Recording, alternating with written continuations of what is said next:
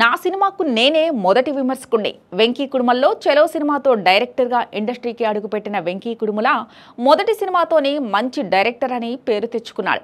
ఆ సినిమా తర్వాత వెంకీకి వరుస ఆఫర్లు వచ్చినప్పటికీ కొంచెం టైం తీసుకుని నితిన్తో భీష్మ మూవీ చేశాడు.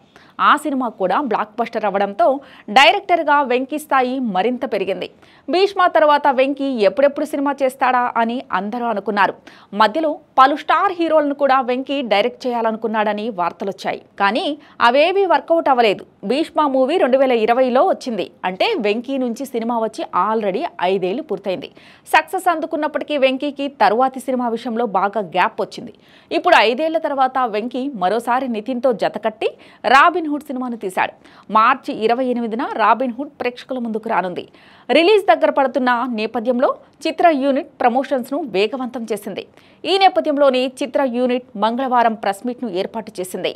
రాబిన్ హుడ్ సక్సెస్ పై తాను చాలా నమ్మకంగా ఉన్నానని, బ్లాక్ బస్టర్ కొడుతున్నామని చెప్పారు. తన సినిమాల విషయంలో తానే మొదటి క్రిటిక్ అని చెప్పిన వెంకీ తాను అనుకున్న అవుట్పుట్ వచ్చే వరకు అసలు కాంప్రమైజ్ అవనని, పర్ఫెక్షన్ కోసం రీవర్క్ చేస్తూనే ఉంటానని, ఈ విషయంలో హీరో కూడా తనకు చాలా సపోర్ట్ చేశాడని తెలిపాడు.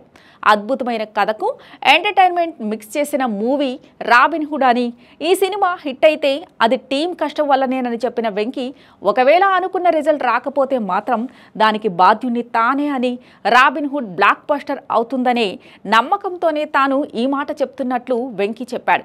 గతంలో వెంకీ నితిన్ కాంబోలో వచ్చిన భీష్మ హిట్ అవ్వడంతో ఇప్పుడు ఈ సినిమాపై అందరికీ మంచి అంచనాలున్నాయి.